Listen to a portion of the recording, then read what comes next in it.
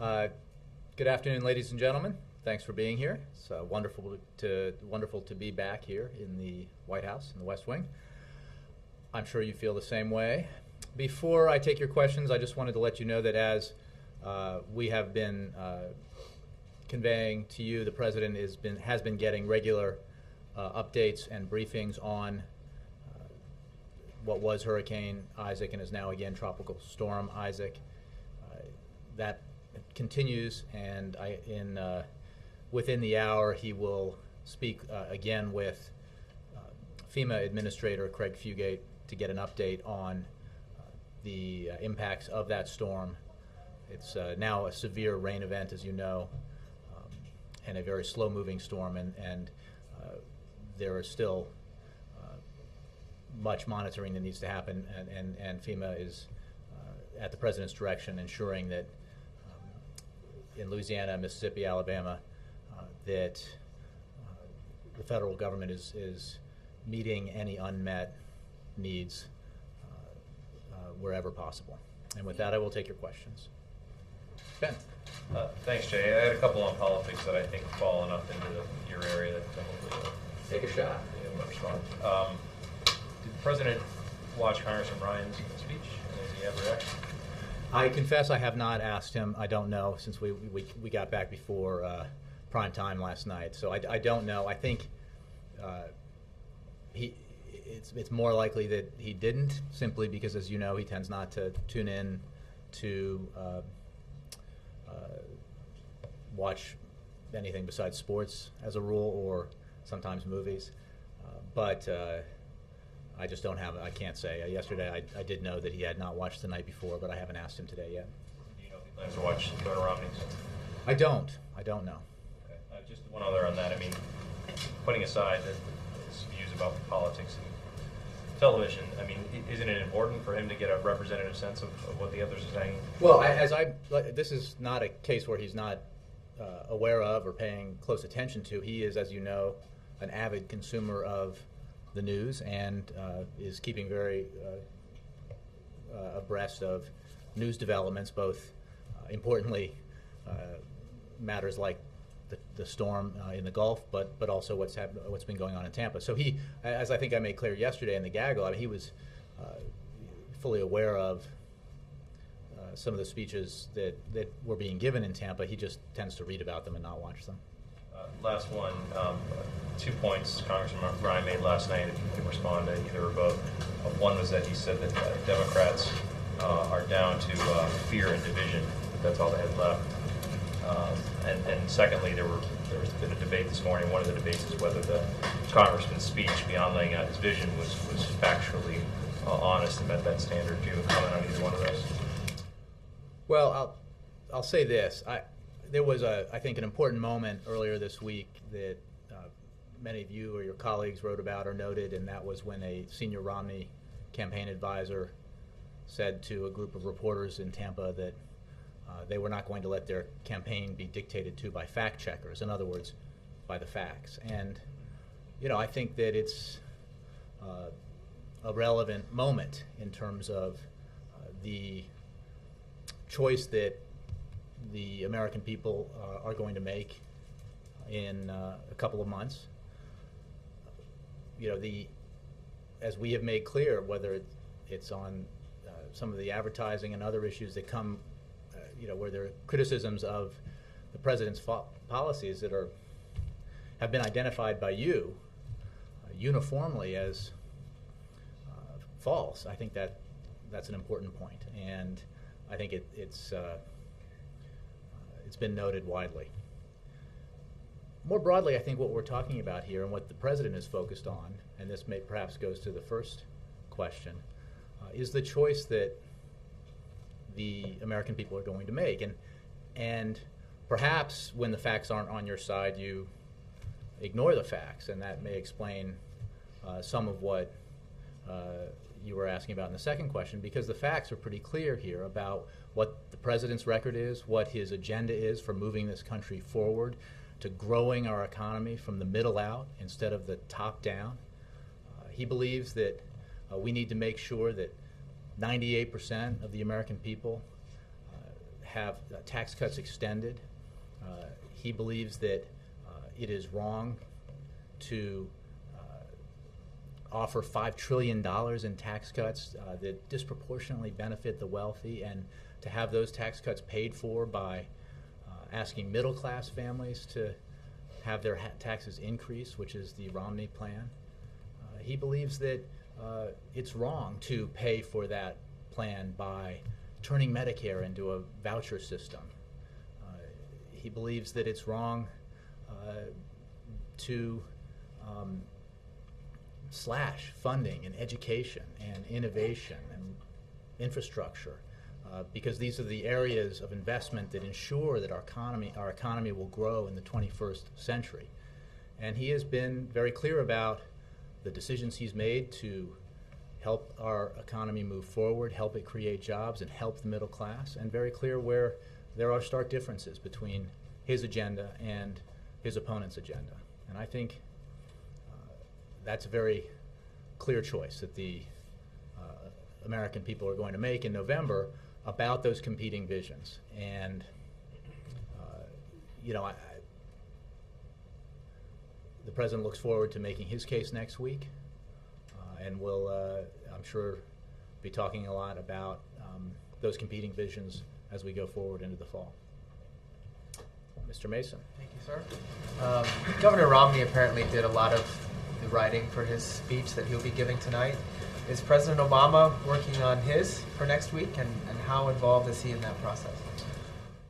Well, he certainly is, as you would expect, doing some work in preparation for the speech he'll give next Thursday in Charlotte. And as I think we've discussed in the past and has been noted in press reports, the president does engage on important speeches. So he's working directly on the speech. Will we hear anything new thematically in that speech, or will it be a lot of what we've heard on the campaign trail already?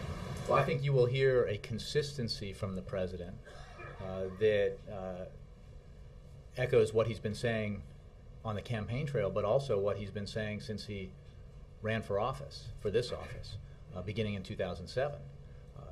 He got in this because he firmly believed that the middle class was under intense pressure, that it had been under strain for too long, and that somebody needed to be here in the White House who was a champion for the middle class, who was going to help the economy grow from the middle out. And that is a focus, that has been a focus of his presidency, and it will be a focus of the agenda he lays out in the coming months. I'm not going to preview the speech beyond that. Obviously, I want you all to listen to the president when he speaks with fresh ears. But I think you'll hear a consistency thematically. Well, does he feel any pressure on a night like that, where millions of people will be watching, to say, these are the things I wish I had been able to do over the last 3.5 years? Will there be any talk about mistakes, or both in the economy or elsewhere or otherwise?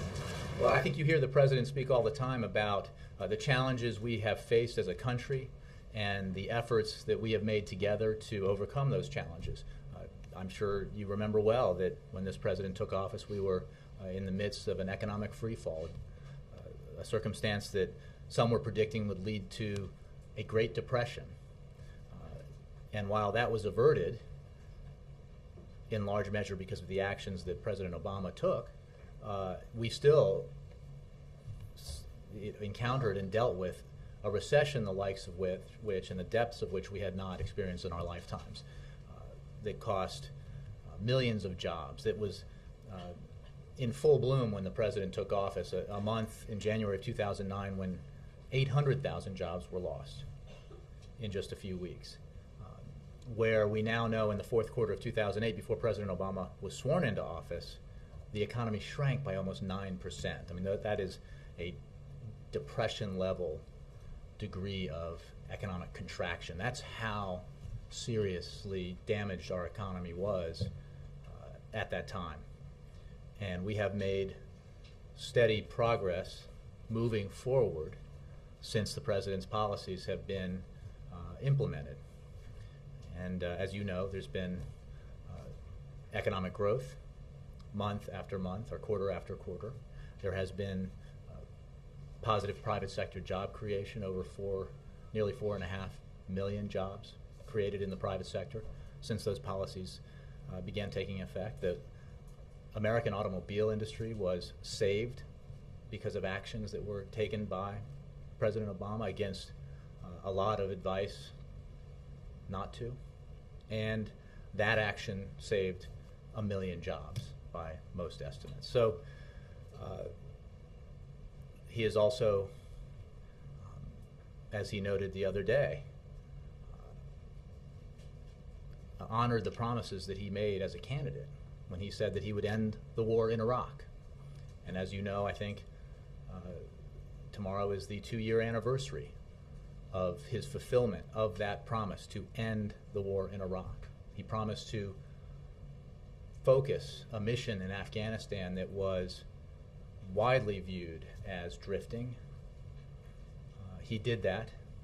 He promised to focus our goals in Afghanistan and in the Afghanistan-Pakistan region on going after senior al-Qaeda leadership, including Osama bin Laden, and he fulfilled that promise and continues to forcefully press the press the war against al-Qaeda. So this is, these are things that you've heard the president talk about and that you'll continue to hear him talk about. Jake. There was a study published in Bloomberg News, I believe last week, an analysis of census data indicating that American incomes declined more during the expansion that began in June 2009, the 3 years. They went down, the median household income went down 4.8%.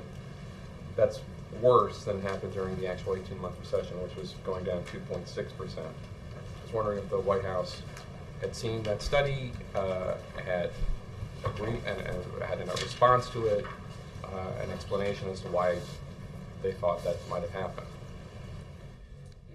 Well, Jake, as you know, and as I just mentioned, the problems that the middle class has been encountering have predated the recession. During that previous expansion that you noted under President George W. Bush, the middle class saw its income stagnate or decline. And that was during an economic expansion prior to a cataclysmic recession that had a devastating impact on the country's economy and the middle class. And there is no question that we have been, as a country, pulling ourselves out of an extremely deep hole that was dug by that recession, and we have much more work to do. Why did median household incomes go down more after the expansion began than during the actual recession? Well, again, I think that the fact of the matter is that when you look at a recession that included periods of economic decline on the likes of which we saw in the fourth quarter of 2008, a shrinkage of 9%, when we saw more than 8 million jobs lost during that recession, and we saw a situation where some forecasters were predicting depression levels of unemployment and banks failing and potentially a global depression, that those circumstances required dramatic action, which the president took, and they have required consistent action as we pull ourselves out of that hole and continue to move forward. I mean, I think that the study you're citing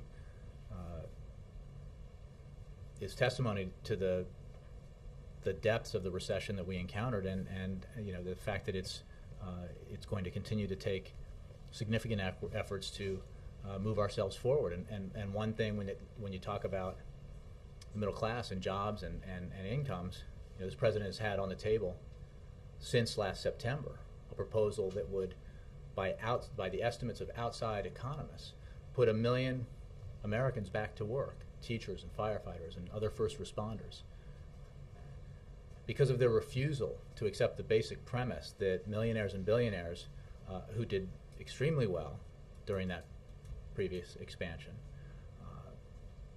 should pay a little bit extra.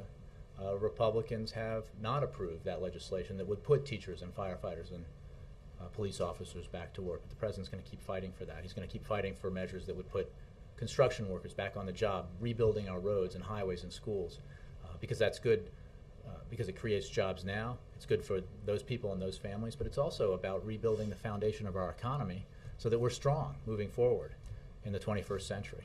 All right, the president's taking a real beating at the Republican convention, specifically on the issue of leadership when it comes to making tough choices. We heard that from Paul Ryan, we heard that from Governor Christie. I was wondering specifically when it came to two moments of his presidency, if Mr. Obama, President Obama, had any regrets. One was when the Simpson-Bowles Commission issued its report and President Obama did not embrace it. I know you've been asked this before, but I'm wondering if the president, if that was a difficult decision for the president to not embrace that.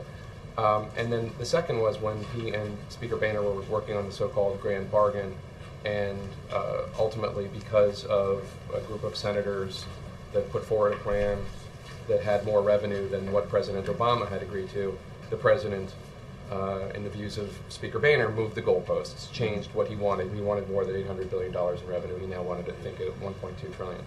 I wonder if President Obama, looking back on it, at how difficult it is to get anything done when it comes to debt reduction in this town in a bipartisan manner, if he regrets the second and the first, the Simpson-Bowles, if that was a difficult decision.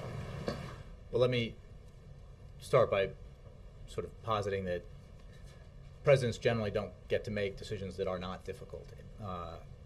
And I would happily talk about a series of very tough decisions the president made that have proven to be very helpful to the American economy and to our national security.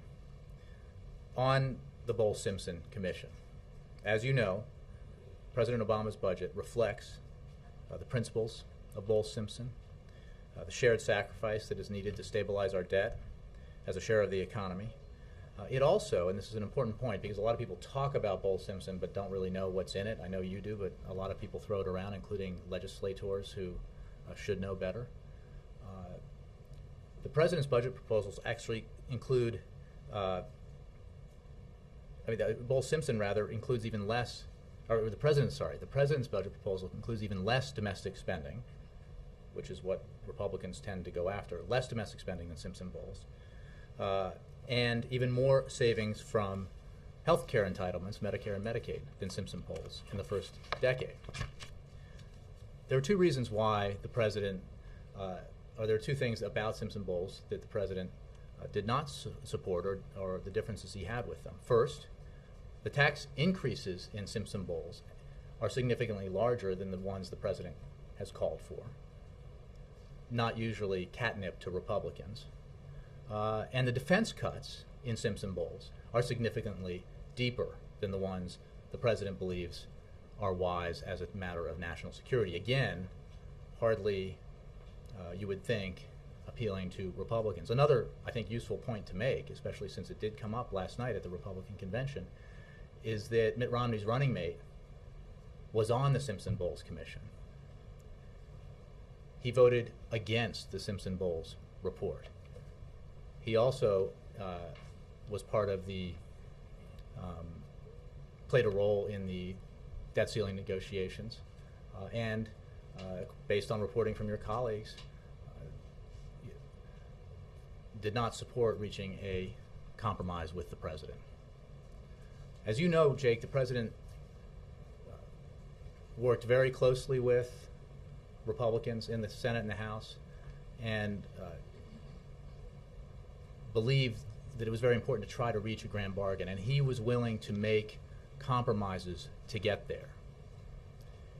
It is a myth to put forward the idea that Republicans in the House, who have basically uniformly said no to revenue of any kind, were willing to support a grand bargain that included revenue. During the period that you're talking about, the president made clear that $800 billion in revenue as part of a grand bargain was still possible, and there was no response from Speaker Boehner or anyone else in the House Republican leadership to that proposition. We know that Republican would-be presidents stood on stage and to a person refused to endorse the proposition that to get our fiscal house in order, they would accept even $1 in increased revenue from millionaires and billionaires for every $10 in spending cuts. You know, the president's put forward a plan that's balanced and responsible to reduce our deficit by over $4 trillion. It included and includes $2.50 in cuts for every $1 in revenue. It includes domestic spending that is lower than anything we've seen in 50 years in this country, non-defense discretionary spending. He has already signed into law $2 trillion in cuts, as you know. And he will work going forward for that balanced plan that is so essential that every bipartisan group says, not just Bowles Simpson, but Rivlin Domenici, the Gang of Six, everyone who's looked at this says that it is not plausible, either economically or politically, to do this any other way than through a balanced approach that asks everyone to pay their fair share, that asks everyone to play by the same set of rules, that doesn't do what the Republican plan does, which is say to seniors, in order to pay for extending Bush-era tax cuts to the wealthy and giving them additional tax cuts, we're going to turn Medicare into a voucher program that sticks seniors with an added $6,400 a year in costs. That's unnecessary. It's wrong. And it's only part of that proposal because of the insistence that millionaires and billionaires not only should retain tax cuts, but should get more. So it was a difficult decision, and he has no regrets. I think all of this is difficult. Every one of these issues is challenging, but I think the fact is the only person in these negotiations who has put forward a balanced plan that mirrors the proposal put forward by the Bowles-Simpson Commission is the President of the United States. And he has continued to push for that. And Speaker Boehner, except you don't believe that he would have been able to get it passed. I think reporting by you and your colleagues shows demonstratively that that is the case. And look, the President believed very much that it was worth the effort to engage in those negotiations. He believed that, and believes today, that achieving a balanced deficit reduction plan that strengthens the economy and asks millionaires and billionaires and oil companies and others to do their fair share while reducing spending for over $4 trillion is the right thing to do. And it requires compromise on both sides. And we have not seen compromise. I mean, I'm certainly not hearing out of the convention in Tampa anybody calling for a balanced approach to deficit reduction. Have you guys heard that? Did anybody say, you know what, we endorse the idea that revenue ought to be part of a balanced plan that addresses our fiscal challenges? Because if anybody said that, I missed it. Rand Paul talked about cutting out cuts. A compound question on taxes. Can you preview the trip tomorrow to Fort Bliss? And also, do you have a response to the ruling on the voter ID law? The appeals court judge sided with the administration on this law that would have required a photo ID. Mm-hmm. Tomorrow, on August 31st, the President will travel, as you noted, to Fort Bliss in Texas. While there, the President will speak to troops and have a roundtable with service members and military families. The President last traveled to Fort Bliss 2 years ago on August 31st, 2010, when he met with troops and spoke to them about the end of the U.S. combat mission in Iraq. The President also on that visit met with Gold Star families.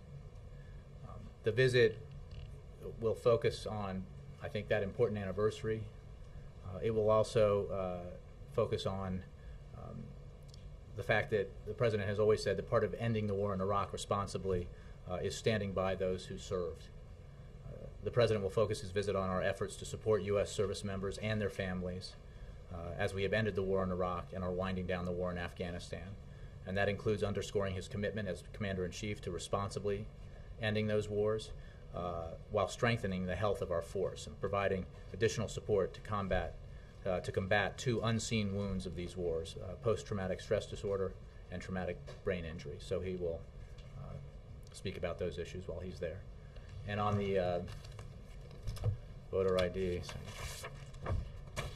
case, I do can tell you that, as you know, this administration believes it should be easier for eligible citizens to vote, to register and vote. We should not be imposing unnecessary obstacles or barriers to voter participation.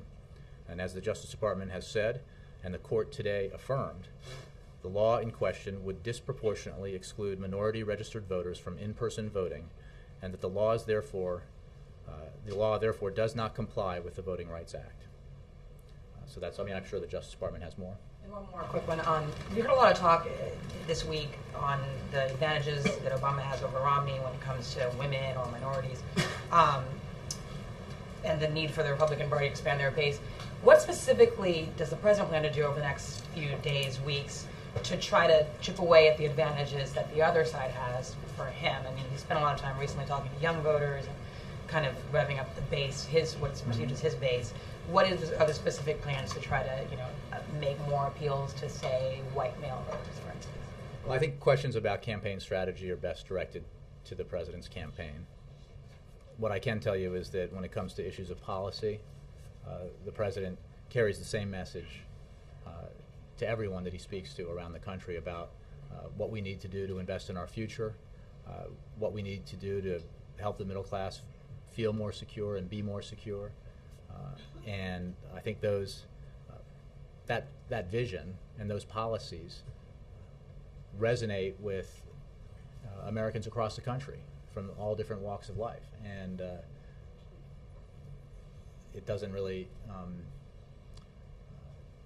there's no differentiation when it comes to those in the middle class who want to make sure that they have the economic security that comes from knowing that that tax cut will be in place next year. Those striving to get in the middle class who want to make sure that their leaders in Washington are doing everything they can to help them, for example, refinance their homes if they're underwater, measures the president has taken that have made that possible, or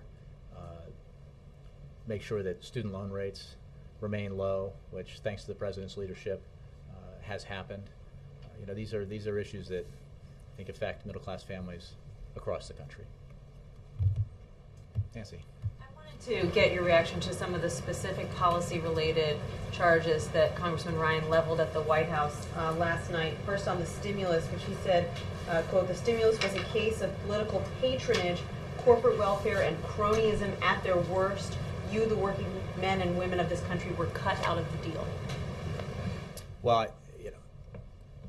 I would remind everyone where we were in January of 2009, the state of the economy, and the broad bipartisan recognition that action had to be taken to reverse a situation that many expected would lead to a depression. The president took that action, and he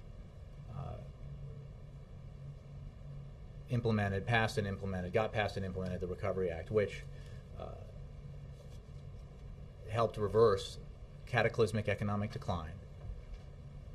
Took a situation where we were hemorrhaging jobs at 800,000 per month to a situation where we have now created 4.5 million private sector jobs. It took a situation where the economy was shrinking at a rate of 9% to one where we have been growing steadily, albeit not fast enough. And people who criticize those choices, I think the responsible thing to do would also then explain the choices that they made or the policies that they supported that helped lead to a situation, the likes of which none of us had ever seen in our lifetimes. 2 wars paid for, put on a credit card, supported by the people making these charges. Massive tax cuts that disproportionately benefited wealthy Americans, that helped create a situation where the middle class was feeling squeezed and their incomes were stagnating or declining, unpaid for. a Medicare expansion supported by people making these criticisms unpaid for, leading to a situation where President Obama, when he was sworn into office, inherited the largest deficits in our history only 8 years after President Bill Clinton left office and bequeathed upon his successor the first surpluses in a generation. We stand by our record. Everybody should stand by the policy decisions and the policy proposals that they supported. Congressman Ryan also said it was a lack of presidential leadership that led to the downgrade of U.S. debt. Well, we were all here, and the only party in Washington, and by party I don't mean political party, I mean the only group of people in Washington who were cheering on the prospect of default, who were gleefully embracing a strategy of holding the full faith and credit of the United States government hostage to a political agenda, were House Republicans. It was the failure of Republicans in Congress to agree to the simple proposition that the United States should pay its bills and to insist that they would not authorize payment of those bills unless they achieved their partisan objectives that led to the downgrade and caused real problems for our economy at a time when it was struggling to recover from the worst recession since the Great Depression. I think we know where the responsibility for that lies. So are you saying that Congressman Ryan is perhaps more responsible for the downgrade I'm than the saying that president? those in Washington who are willing to hold hostage the faith and credit of the United States government for the sake of a partisan agenda brought about a situation where the prospect of default seemed real, and therefore the downgrade happened. And that was a terrible decision. That did terrible damage to our economy, and it was irresponsible. And then just one other charge made by Congressman Ryan last night. He accused the president's health care law of funneling money away from Medicare, quote, at the expense of the elderly. I think we just need to step back and talk about what this choice is. The president's health care reform, as he said yesterday, affectionately known as Obamacare, has been judged by not just him, not just Democrats, by AARP, an organization looked to by seniors for this kind of analysis, as having strengthened and protected Medicare, strengthened Medicare and protected Medicare beneficiaries. AARP also judged that the Republican proposal, the one that turns Medicare into a voucher system, undermines Medicare. What the savings in the Health Care Reform Act, the Obamacare, achieved has been judged by CBO and others to have extended the life of Medicare by 8 years. Repealing Obamacare would bring insolvency 8 years sooner. It would also mean, and this is their number one item on their agenda, number one item, the thing that they say they would do the moment they got into office, is repeal health care reform. Instantly, today's seniors see their costs go up for prescription drugs because Obamacare has saved millions of dollars for seniors across the country in their prescription drug costs. Millions. Instantly, young Americans 26 and under who have been, because of Obamacare, able to stay on their parents' health insurance, lose health insurance instantly.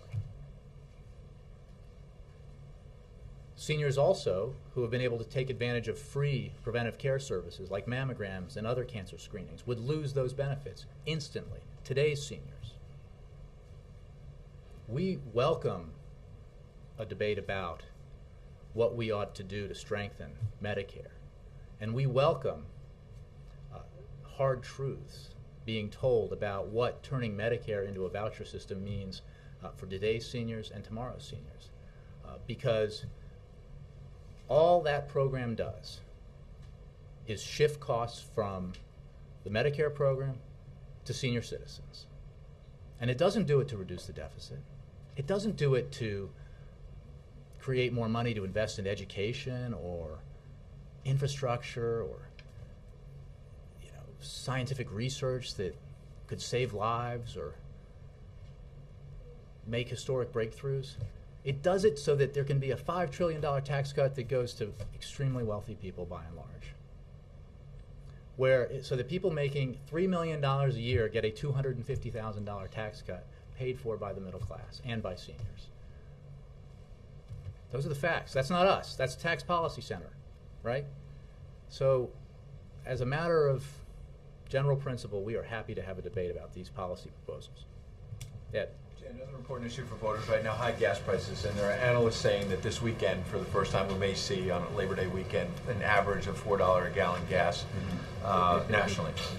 Important factors outside the president's hands. The tropical storm has obviously had an impact. There was an explosion in Venezuela that have impacted world oil markets.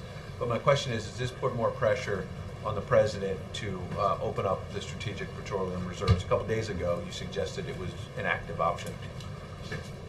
Yes, I did the other day say that, as we have been saying all along for many months now, that remains an option that's on the table. That's something that the G8 made clear back when that meeting was held, because these are obviously issues for the G8 to consider. This is a global market. And that remains the case. But I have no announcements to make about that specific option or any other option, except to say that we are obviously monitoring, as we always do, the various impacts on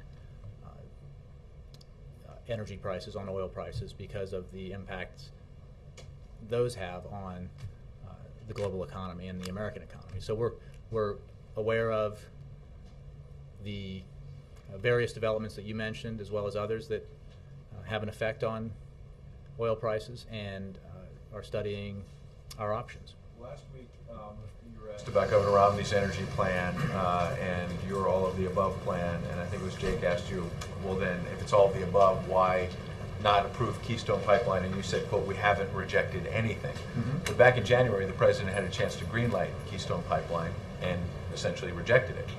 Well, that's a slightly shortened form of a piece of history there, and I know because you were there, you remember what happened, which is that as part of a compromise that would ensure that taxes on millions and millions of Americans would not go up, that would extend the payroll tax cut, Republicans insisted on this entirely extraneous issue, which would have attempted to prematurely force the administration to approve a pipeline that had not yet been proposed. And that is irresponsible. It would break decades of precedent when it comes to the process by which international pipelines that cross international borders into the United States, have been approved through administrations, both Republican and Democratic. It was another attempt to inject partisan politics into an issue that was extremely important to the everyday lives of middle-class Americans. There's a process in place, as you know, through the State Department to evaluate an alternative route for that pipeline, and when that process is completed, a decision will be made. In the meantime, as you know, the President took action to speed up the portion of the pipeline that goes from Cushing, Oklahoma to the Gulf within the borders of the United States. And he has, throughout his presidency, taken action to increase domestic oil production and to make available more federal lands and waters for exploration. And he will continue to do that. That is part of his all-of-the-above approach. His argument with an approach that says, that only focuses on oil and gas, is that we cannot achieve our goals in terms of energy security if we don't have an all-of-the-above approach that includes not just increasing domestic production of oil and gas, but increasing, as he has under his administration, production of renewable fuels. They've doubled since he took office. that includes wind, and as you know, Governor Romney and others, against the wishes of Republicans in states that are affected, opposes the extension of the production tax credit, the wind energy tax credit, that is an incredibly important industry in states like Iowa and Colorado and elsewhere, and is part of our energy future and needs to be supported by officials in Washington. The president supports that. So my point was that project has not been judged either way yet. The original route was rejected by officials on the ground in Nebraska, including the Republican governor, which is why it was then sent back for a new route. And we're not going to inject partisan politics into a process that should be pursued in the way it's been pursued for decades. Last thing, I asked you about the Navy SEAL book last week, and at that time it was fresh, and not a lot of people had seen it, and you referred it to the Pentagon. About a week has passed. He's now appeared on a CBS News program. And I wonder two things. One, are there concerns here at the White House that somebody who was involved in a very secretive operation is now spilling details about it, number one? And number two, he's challenging parts of your account and suggesting that maybe it was exaggerated initially about whether bin Laden had a gun, and whether or not he was pointing it at Navy SEALs, etc. So I want to get a chance. He's going to be on 60 Minutes. He's challenging part of your account. And also, I think throughout this leak investigation, your critics have said you put too much information out there that would jeopardize future raids. Now this man is out there putting information out there. Are you concerned about that? Well, on that question, I think I have not read the book. I don't believe anybody here has read it, and I can't make an evaluation. I would refer you to both the Department of Justice and the Pentagon in terms of concerns about the material in it. I don't have an assessment to give. I would say more broadly about some of what's been said about the book and the reporting on the book that it is important to state outright that, as President said, on the night that justice was brought to Osama bin Laden, quote, "We give thanks for the men who carried out this operation, for they exemplify the professionalism, patriotism, and unparalleled courage of those who serve our country." That is a sentiment the President feels deeply, as he said on the very night that Osama bin Laden was brought to justice, and as he says every time he discusses this important moment in our counterterrorism efforts against al-Qaeda. As for the discrepancies, I can't obviously judge this individual's account. I would point you to the many briefings we did in the days immediately following the raid. We worked to get you information as quickly as possible following the raid, and as more debriefings happened, debriefings of the special operators involved in the mission as well as others, some of the initial information turned out to be incomplete. We acknowledged that at the time, and it was either incomplete or in need of clarification, and we made sure to get you more complete and clearer information. Again, as far as this individual's account, it's one individual's account, and I just can't comment on it. Yes, Kristen, then I'll move back. Sorry, guys. Jay, I want to just follow up on the announcement that you made at the top of the briefing. Is the President considering visiting the area that was impacted by Isaac? Well, I have no scheduling announcements to make. We certainly are monitoring the situation very carefully. As is always the case when you have disasters like this, we are very mindful of the work that needs to be done and that needs to be focused on by first responders and others in the states and localities that are affected. But in terms of presidential travel, I have no announcements.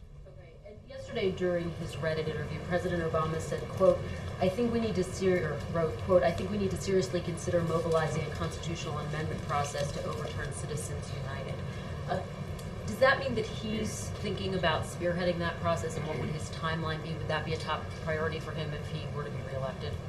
Well, I would simply point you to what he said, which is that he thinks we may need to consider this because there's been a Supreme Court decision which, as you know, the President thought was wrongly decided, and that has had, as we've all seen, a profound impact on the financing of political campaigns.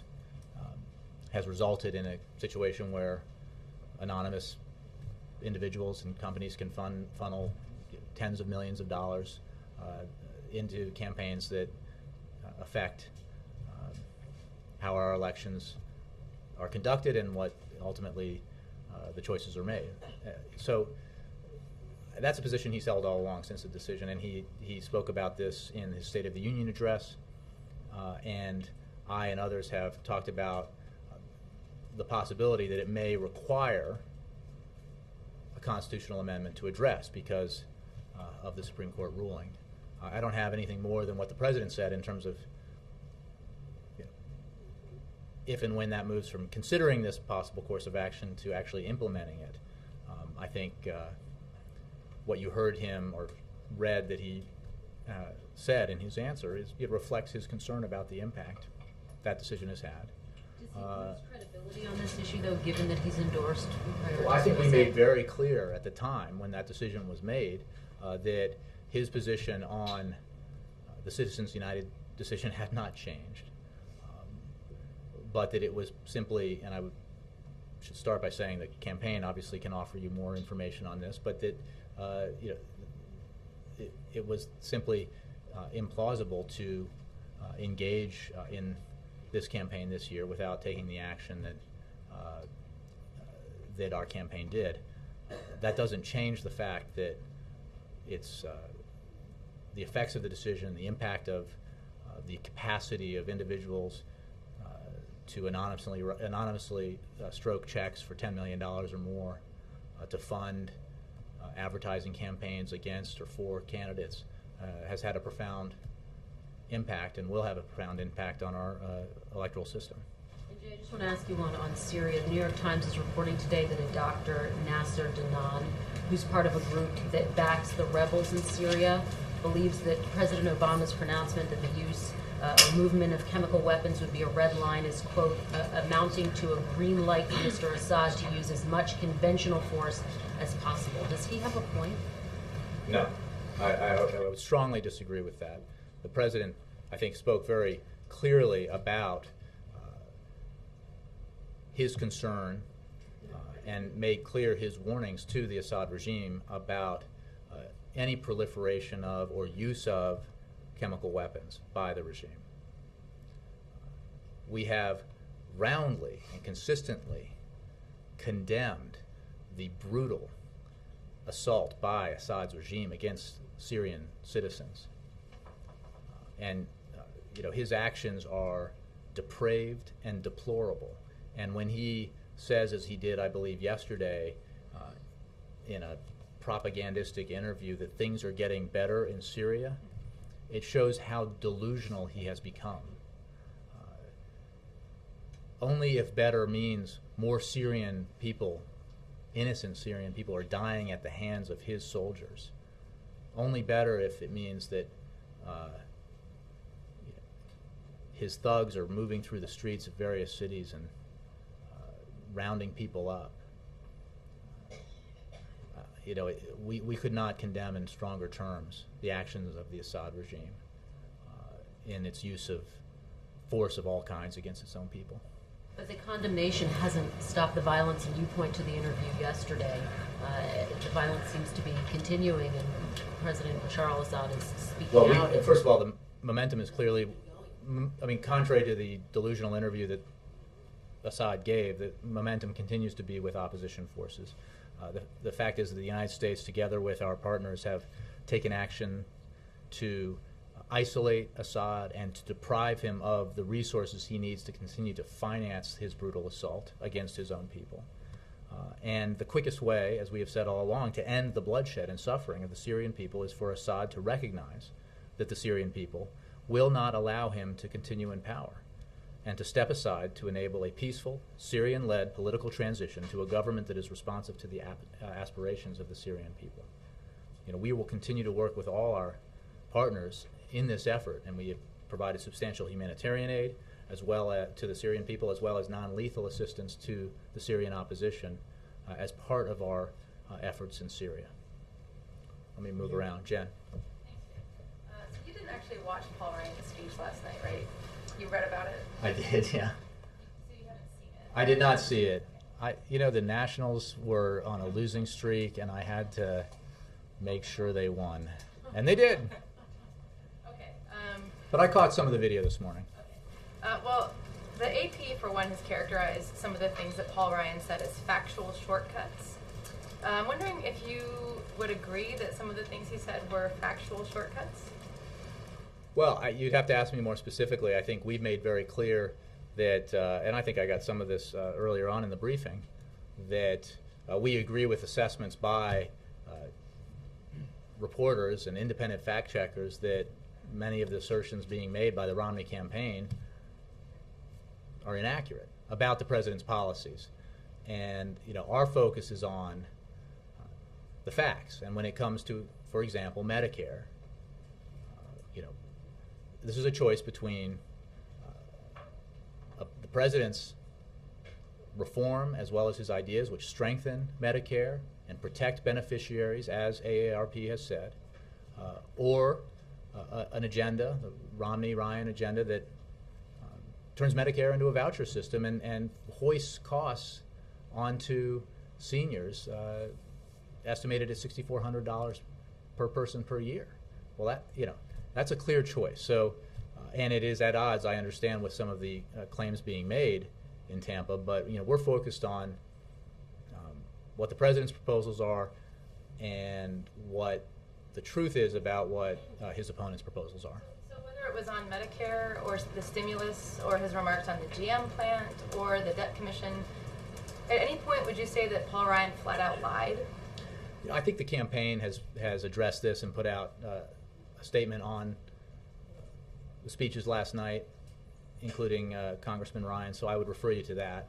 I'm focused on, I would point you to what Neil Newhouse, I believe is the pollster for the campaign, for the Romney campaign, said rather, I think, boldly and proudly, that to a number of your colleagues, that they weren't going to let facts get in the way, essentially, that they would not be dictated to by fact checkers. And I think that for you and my former compatriots in the media world, who in many ways are the folks who have to make judgments about what's true and false, I think that's a real challenge. A real sort of say, we don't care what you think. We don't care. We know it's not true, and we don't. We know you're saying it's not true, but it doesn't matter. We're going to keep doing it. I think that's as a journalism and media story, sort of interesting. Our focus, the president's focus, is on his agenda to strengthen our economy, to help it grow from the middle out, not from the top down, to move forward with investments in education and innovation and infrastructure that help the economy grow, to continue to move forward with investments in clean energy, because as part of an all of the above energy strategy that will enhance our energy security in the future, you have to invest in renewables like wind and solar. You have to take action like he has to invest in nuclear energy. And you have to take action like he has to increase domestic oil and gas production.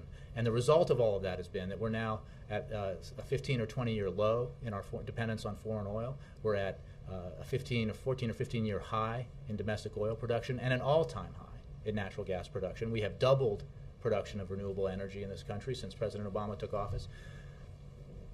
That is a stark contrast with the agenda that is being put forward by Republicans, which is essentially one that says, if you liked what we did in the last decade,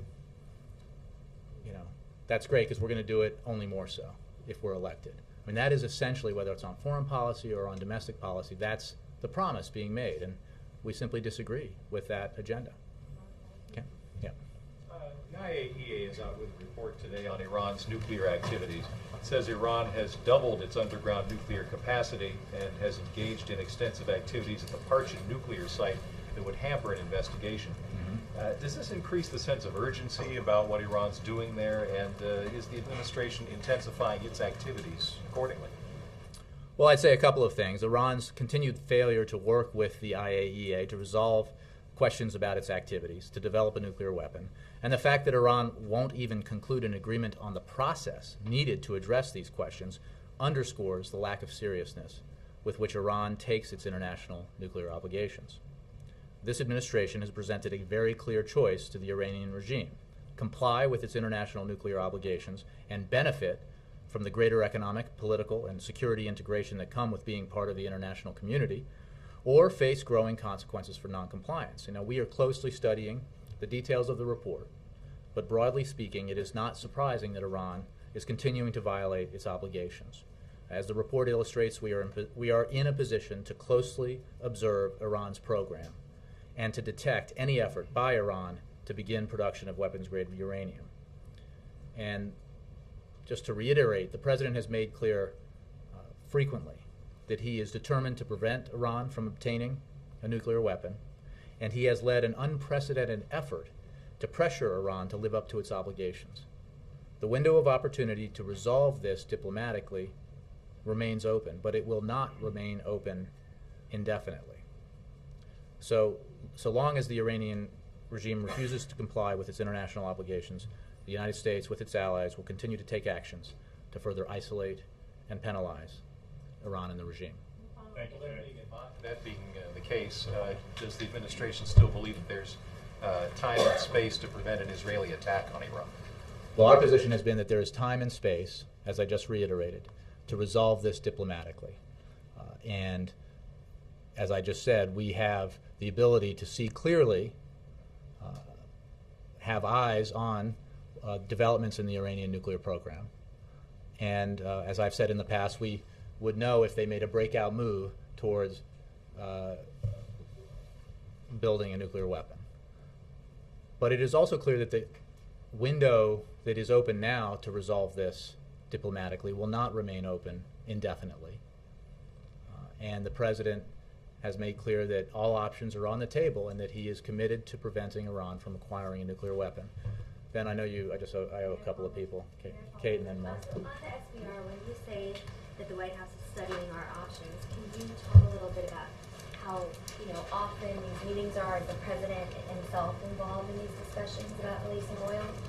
I'm just not going to get into details about the various options that have been on the table and continue to be on the table with regards to any potential disruptions in international oil markets or international oil supply, rather.